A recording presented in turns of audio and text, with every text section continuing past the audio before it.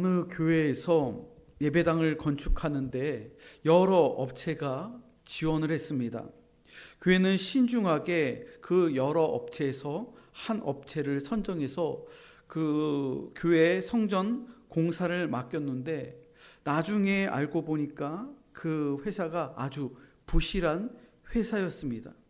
교회는 그 건축 회사를 믿고 몇 억의 선불까지 주고 공사를 진행하였는데, 회사가 중간에 부도를 내어서 예배당의 이 건축 공사가 중간에 중단이 되어 버렸습니다. 교회는 경제적인 큰 손실을 보게 되었고, 이로 인해 교인들은 서로를 원망하게 되었습니다. 하지만 그 교회의 담임 목사와 장로들은 그 문제에 너무 깊이 빠져 있지 않았습니다. 마음을 다시 하나로 모았고, 그리고 사후 처리를 잘해서 그 중단되었던 그 예배당 공사를 다시 새로운 업체를 준비하고 계약을 맺고, 또 성도들과 마음을 모으며 기도하면서 그 중단된 공사를 다시 재개하여서 예배당을 잘 완공하였습니다.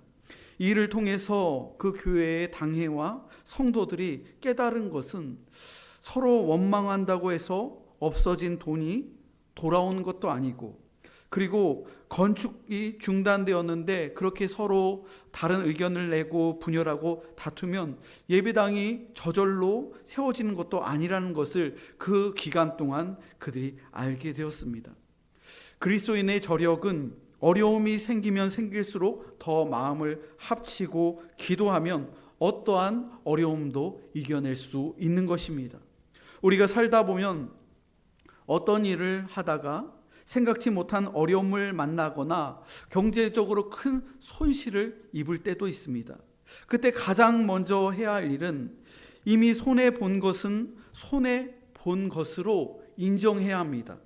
버릴 것은 버리고 포기할 것은 포기해서 더 이상의 손실이 발생하지 않도록, 또 시간과 또 에너지와 또 기도와 모든 그런 것들이 헛되지 않도록 다시금 새 출발을 해야 합니다. 마음을 합해서 새로운 마음으로 다시 시작하면 이 일이 전화위복이 될 수 있다는 것입니다. 오늘 본문의 상황이 딱 이런 상황입니다. 기브온 족속을 믿고 이스라엘이 계약을 맺었는데, 나중에 알고 보니까 이 기브온 족속이 부실이 굉장히 많은 부실투성이의 기업과 같았습니다. 이스라엘은 기브온 족속과 평화 조약을 맺은 것은 그들이 이스라엘에게 무언가 도움이 되지 않을까, 그들에게 득이 되지 않을까 하는 그러한 기대를 갖고 그 족속과 화친을 맺은 것입니다. 그런데 막상 뚜껑을 열고 보니까 기브온 족속은 이스라엘에게 득이 되는 것이 아니라 실이 되는 그러한 사람들이었다는 거예요. 기브온 족속이 부실 기업이라는 것이 들통난 것은 3일이 지난 후였습니다.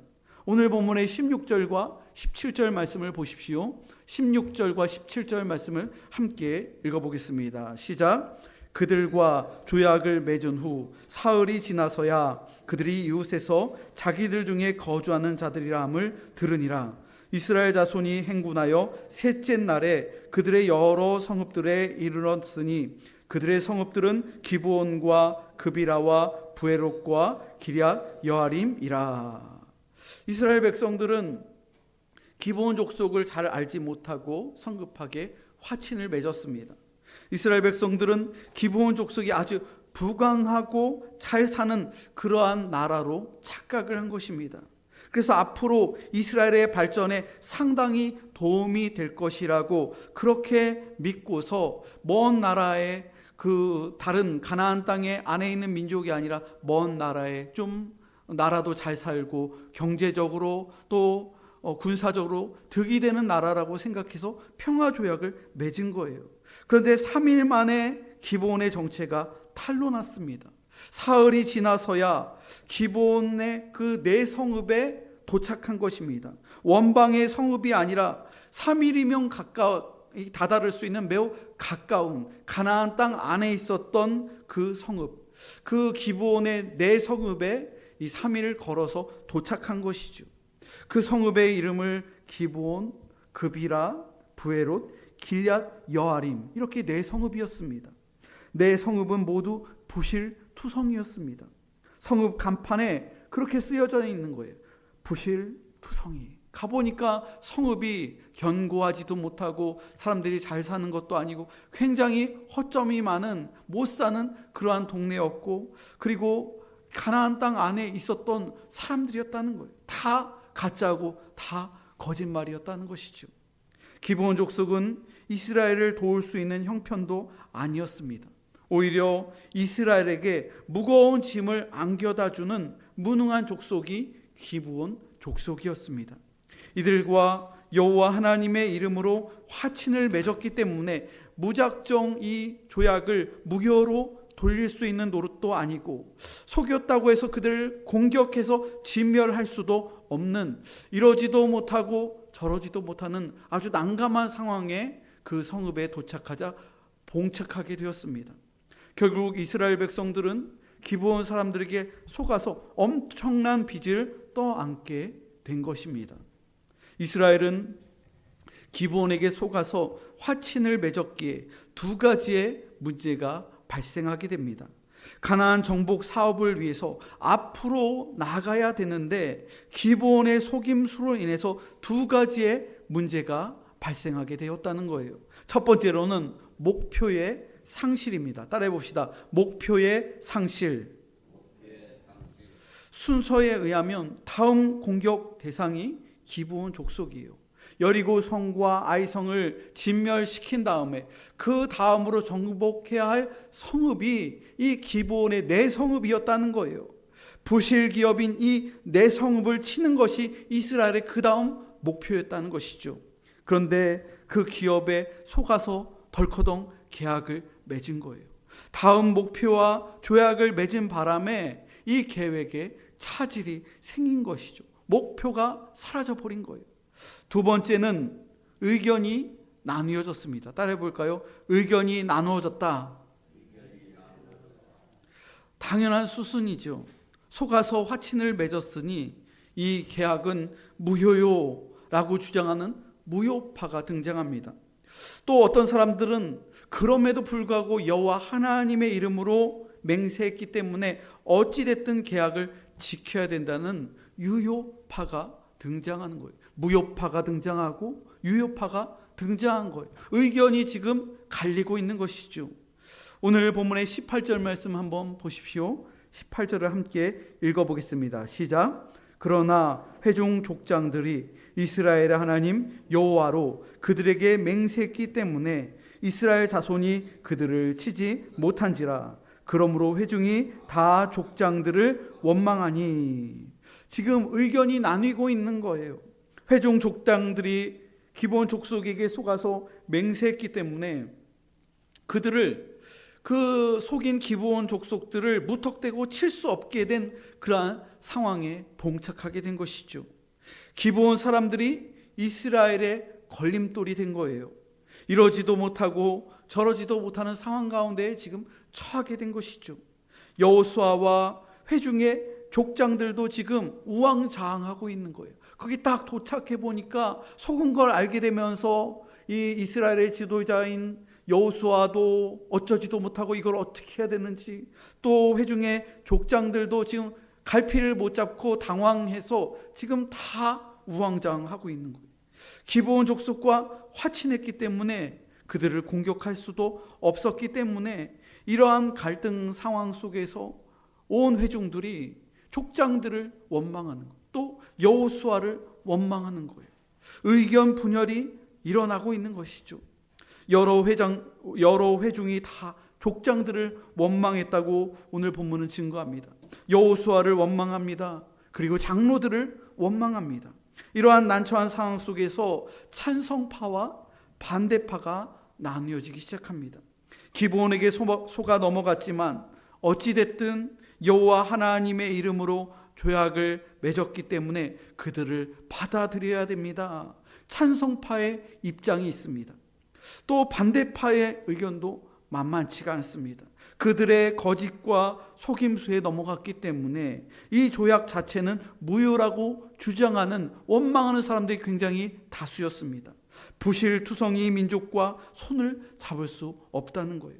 먹고 살기도 힘든데, 우리들도 여력이 없고 우리들도 힘든데 왜 도움이 전혀 되지 않는 그 이방 민족까지 우리가 떠안을 수 없다는 거예요. 그것도 거짓말을 해서 속아 넘어갔는데 왜 우리가 그들을 도와주고 그들의 짐을 우리가 지어야 되느냐. 이러한 반대파의 입장도 있었다는 거예요. 이러한 갈등 상황을 해결할 수 있는 방법이 있습니다. 무엇이냐면 첫 번째가 실수를 인정하는 거예요. 모든 사람들이, 지도자를 비롯해서 모든 회중들이 실수를 인정하는 거예요. 속아서 넘어갔기 때문에 인간적인 실수를 있는 그대로 인정하는 것이죠. 잘못을 시인하는 거예요. 여러분, 우리는 인간인 이상 누구나 실수할 수가 있어요. 그런데 중요한 것은 그것을 가지고 후회하거나 혹은 서로 원망하고 다투면 안 됩니다. 과거를 후회하고 서로 원망하고 다투어봤자 그 문제가 해결되지 않는다는 거예요. 이미 속아 넘어갔기 때문에 그 문제가 서로 같은 편끼리 분열된다고 해서 그 문제가 저절로 봉합되고 해결되지 않는다는 것이죠. 이러한 상황에서 우리가 해야 할 일은 피해를 최소화시키는 거예요. 피해를 더 이상 싸우고 나누어져서 피해가 더 커지는 것이 아니라 피해를 최소화하는 거예요. 그리고 다시 일어서는 거예요. 새롭게 다시 출발하면 된다는 거예요. 이러한 갈등 상황을 해결해야 하는 사람이 바로 지도자입니다. 그래서 지도자의 역할이 매우 중요한 거예요. 찬성파와 반대파가 있는데 이것을 중지하는 컨트롤 타워의 역할이 바로 여호수아와 이스라엘의 족장들이, 지도자들이 이 갈등을 서로 대화하면서 또 이 문제를 하나로 일치된 의견으로 만들어 내야 한다는 것이죠. 여러분, 교회에서는 당회가 이러한 컨트롤 타워의 역할을 하는 거예요. 개교회의 컨트롤 타워는 당회입니다. 당회장 목사와 당회원인 장로님이 교회의 컨트롤 타워가 되는 거예요.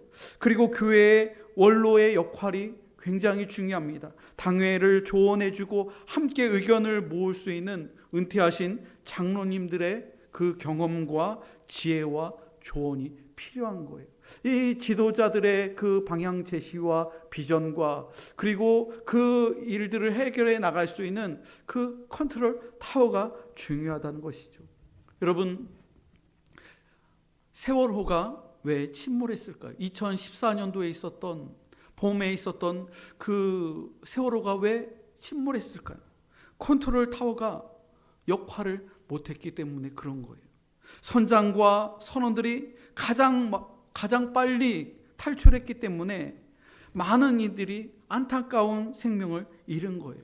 제때 탈출을 하라고 방송이라도 선장이 혹은 선원들이 그 방송이라도 빨리 제대로 학생들에게 또 그 배에 탑승하고 있던 승객들에게 지금 배가 침몰하고 있으니까, 배가 뒤집힐 수도 있으니까 빨리 그 지하에 있지 말고 갑판으로 올라오십시오. 다 구명조끼를 입고 그리고 튜브를 붙잡고 계세요. 그랬으면 사람들이 지하에 2층에 있었던 사람들이 올라와서 한 사람이라도 더 구명보트를 통해서 또 헬기를 통해서 구조받을 수 있었을 텐데, 이 컨트롤 타워가 우왕좌왕하면서 어떻게 하지 그러다가 자기만 살겠다고 제일 먼저 선장이 탈출하고, 배를 또 바다를 잘 알고 있는 선원들이 다른 사람들을 구조해야 되는데 그 사람들이 자기들 먼저 살겠다고 방송도 안 하고 그냥 괜찮으니까 그 자리에 대기하십시오. 그 최초의 방송을 듣고 그 자리에 있었던 사람들은 그냥 그 안에서 생명을 잃게 된 것이죠. 여러분, 작년에 있었던 오송 지하차도 참사 역시 마찬가지예요. 컨트롤 타워가 역할을 못했기 때문입니다. 비가 굉장히 많이 쏟아지고 있는데 그 상습 침수 구간들이 있는데 다른 지역들은 미리 예보를 했어요. 문자가 오고 또 곳곳에서 경찰서와 또 여러 그런 관련 부서에서 다 그 주의가 시작되고, 청주시에는 무심천이 있으면 그 무심천에 침수되는 곳은 차가 들어갈 수 없도록 아예 거기에 그 가림막을 설치를 해요. 차가 들어갈 수 없도록 항상 그렇게 해요. 서울은 잠수교나 침수되는 곳이 있으면 서울도 곳곳에 한강 다리에 또 저지대에 또 지하차도에 차량이 들어갈 수 없도록 다 행정부서에서 다 문자를 주고, 그리고 차가 아예 진입하지 못하도록 바리케이트를 다 쳐놓는다는 거예요. 근데 우리가 살고 있는 지역에서는 신고가 일찍 갔음에도 불구하고 그냥 다 손 놓고 있는 거예요. 경찰서도 손 놓고 있고 또 다른 부서들도 3-4개 있는데 다 손 놓고 있다가 이런 일들이 일어나게 된 것이죠. 컨트롤 타워가 역할을 못했기 때문에 그런 거예요. 서로 내 담당 아니라고, 내 부서가 아니라고, 그 사건이 있은 후에는 그냥 서로 책임 전가하면서 그렇게 변명만 하면서 일관하고 있습니다. 컨트롤 타워의 부재이죠. 여러분, 온 회중이 찬성파와 반대파로 나뉘어서 다투는 상황 속에서 이러한 상황들이, 이 갈등 상황이 장기화되었더라면 이스라엘은 둘로 아마 쪼개졌을 거예요. 그냥 여호수아와 그리고 장로들이 서로 찬성파와 반대파가 이렇게 막 대립하고 있을 때 컨트롤 타워 역할을 안 하고 있었으면, 중재를 안 하고 있었으면 그냥 이스라엘은 쪼개지는 거예요. 서로 싸우는 거예요. 여러분, 왜 남과 북이 해방 이후에 나누어졌죠? 이데올로기 갈등 때문에 나뉘어진 거예요, 서로가. 여러분, 왜 교회의 교단이 나눠지는 걸까요? 왜 성결교가 기성과 예성으로 왜 2개로 나뉘어졌죠? 그리고 장로교 역시 왜 합동과 통합이, 그리고 고신이 왜 서로 이렇게 하나의 교단이었는데 왜 2개, 3개, 그 갈래로 왜 이 하나님의 교회가 교단이 분열을 하고 나뉘는 걸까요? 의견이 나누어져서 그런 거예요. 의견이. 그 안에는 사람들이 있어요. 지도자들이 있어요. 그 의견이 하나로 일치하지 않고 찬성파와 반대파가 있어서 갈등이 해결되지 않아서 나뉘는 거예요. 지금 이 문제에서도 컨트롤 타워인 이 여호수아와 또 장로들이 그냥 손 놓고 있었으면은 이스라엘이 이 문제로 인해서 분열되는 거예요. 자기들끼리 싸우다가 망하는 것이죠. 오늘 본문의 19절과 20절 말씀 한번 보세요.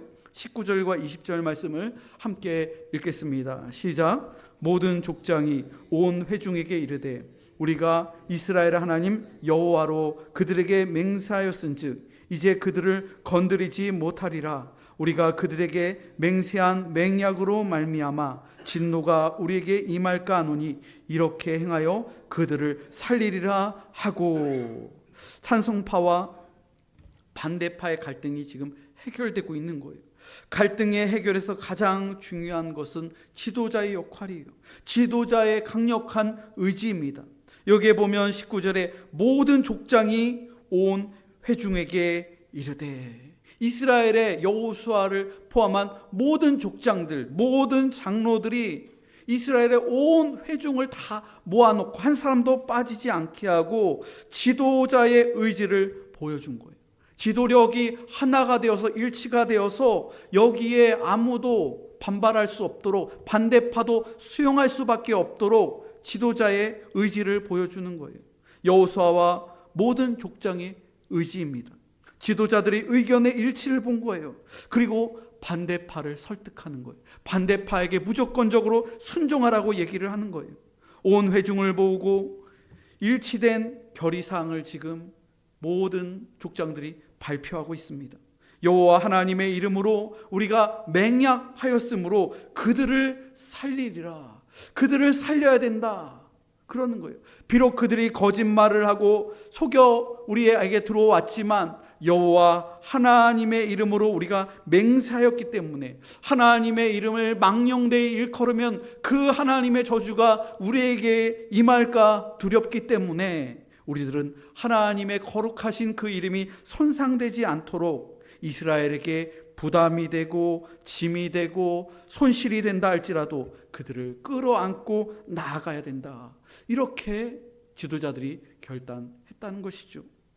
이스라엘 내부에서 일치를 보았습니다. 그리고 이제 여호수아가 해야 할 일이 무엇입니까? 이스라엘의 최고 지도자인 여호수아의 남은 사명이 무엇입니까? 기브온 족속과의 조약을 취소할 수 없지만 그들이 잘못한 일이 무엇이며 앞으로 그들이 해야 할 임무가 무엇인지를 이스라엘의 지도자인 여호수아가 그들에게 가르쳐 주는 거예요. 그들이 잘못한 일을 분명하게 따져 물으면서, 그리고 앞으로 그들이 이스라엘로 들어왔을 때 그들이 무슨 일을 해야 되는지, 어떤 사회적인 위치에서 어떠한 역할을 해야 되는지를 알려줘야 할 사명이 지도자에게 있는 것이죠. 여호수아는 가장 먼저 그들의 거짓말을 엄하게 책망하였습니다. 오늘 본문의 22절과 23절 말씀 한번 보십시오. 22절과 23절입니다. 함께 읽겠습니다. 시작. 여호수아가 그들을 불러다가 말하여 이르되 너희가 우리 가운데 거주하면서 어찌하여 심히 먼 곳에서 왔다고 하여 우리를 속였느냐. 그러므로 너희가 저주를 받나니 너희가 대를 이어 종이 되어 다 내 하나님의 집을 위하여 나무를 패며 물을 깃는 자가 되리라 하니. 여러분, 만일 여호수아가 기브온 족속의 거짓을 책망하지 않았더라면 기브온 족속은 급할 때 다시 거짓말을 했을 거예요.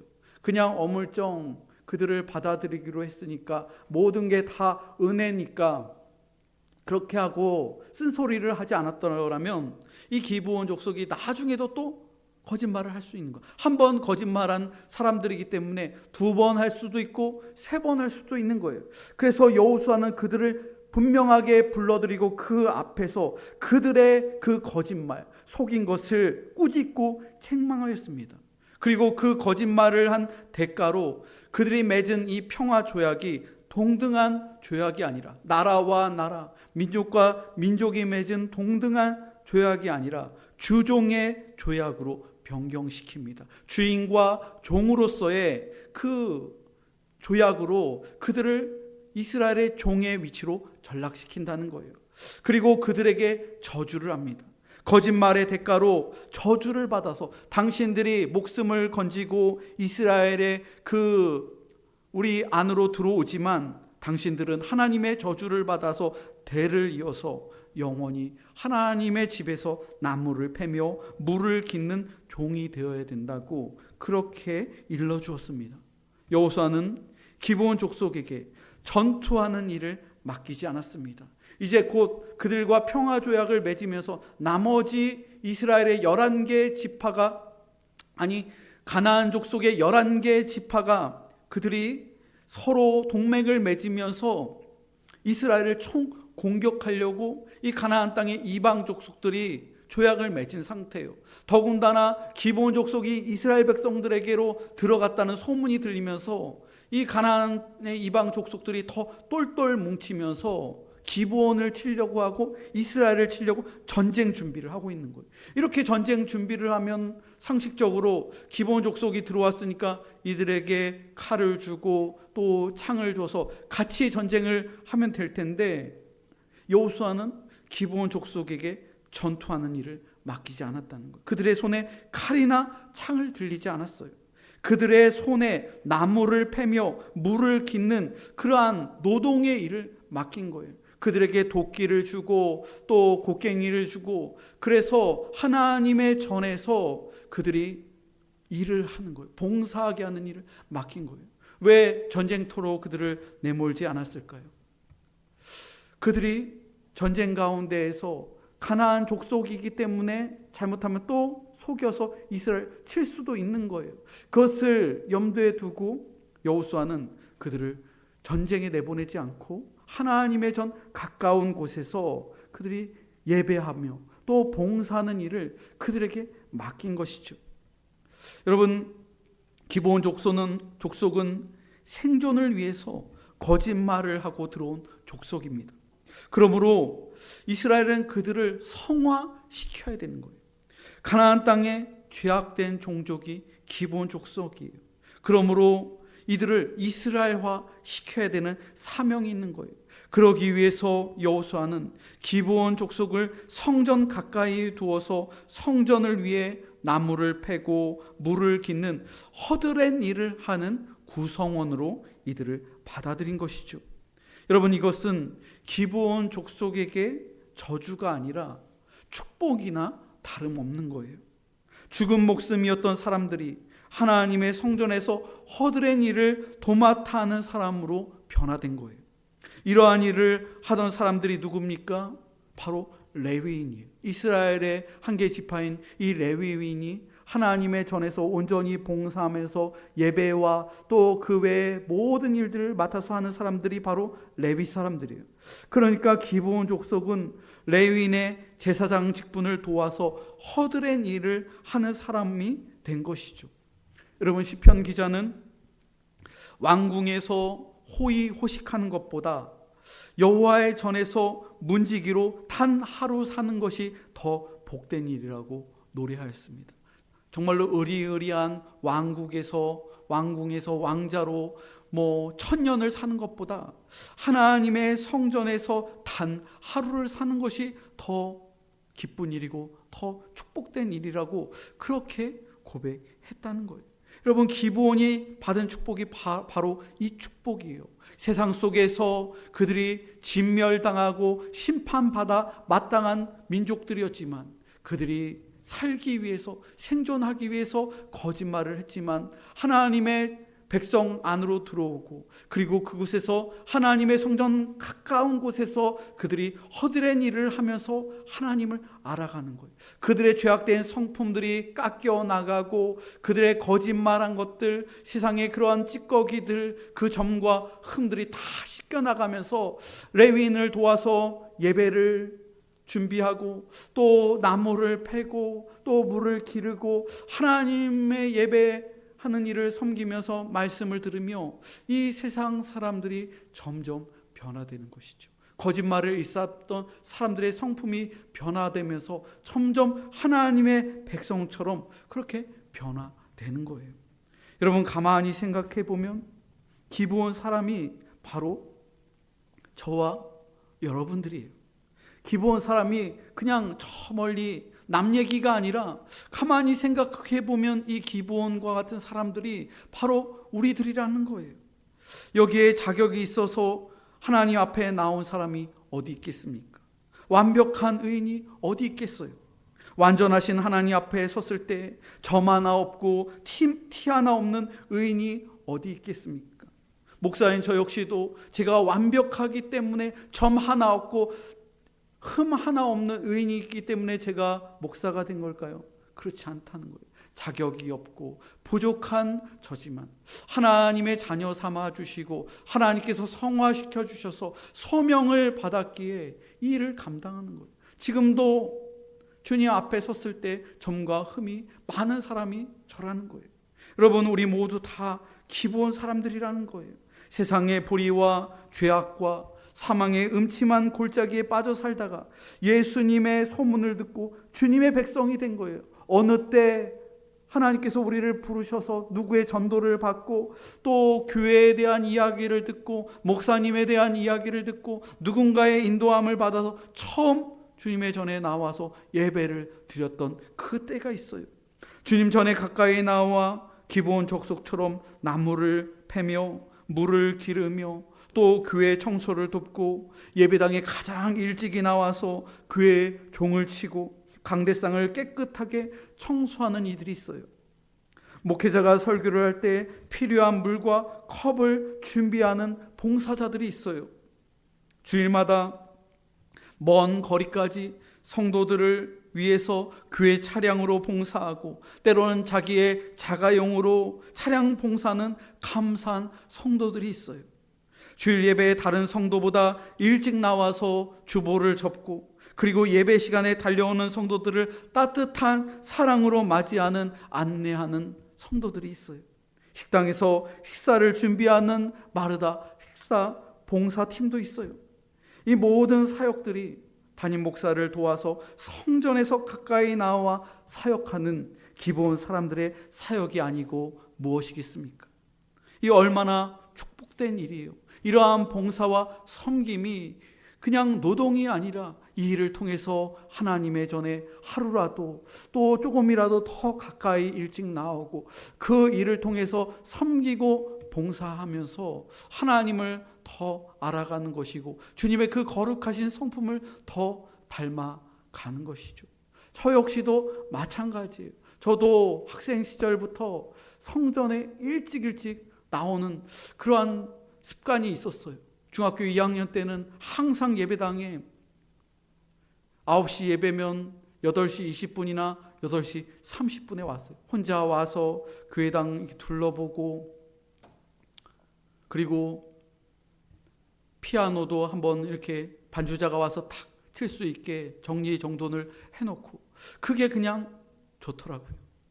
그냥 신학교를 가지 않았는데도 그냥 학교 공부하고 끝나면은 교회로 와서 있는 게 좋더라고요. 교회 그냥 그저 교회에 와서 앉아 있고 기도하고 또 교회에서 계속 있는 게 그게 행복했어요.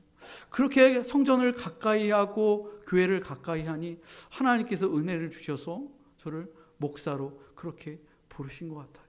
여러분, 우리 성도들도 마찬가지죠. 주님의 전에 가까이 나오고 또 한 곳이라도 더 이렇게 둘러보고, 어디에 휴지가 떨어져 있진 않은지, 어디에는 불이 켜져 있진 않은지, 어디에는 좀 창문이 덜 닫힌 데는 있진 않은지, 그렇게 돌아보면서 성전을 가까이 하는 성도들이 은혜가 있는 성도들이고 하나님께서 주신 축복이 넘치는 성도들인 것이죠.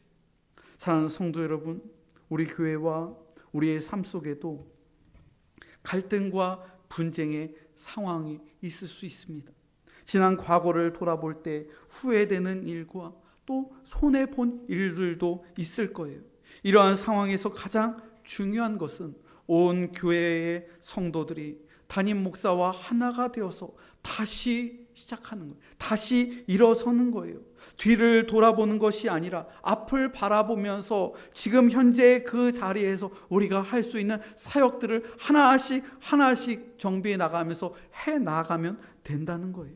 여러분, 저와 여러분이 기브온과 같은 사람들인 것을 우리는 잊지 말아야 됩니다. 주님께서 값없이 베풀어 주신 십자가의 사랑으로 기브온 사람들처럼 우리를 교회의 일원으로, 하나님의 백성으로 우리를 받아 주셨다는 거예요. 주님의 나라와 교회를 위하여 함께 예배하며 봉사하며 사역을 감당하는 축복의 성도들이 다 되시기를 주님의 이름으로 축원합니다.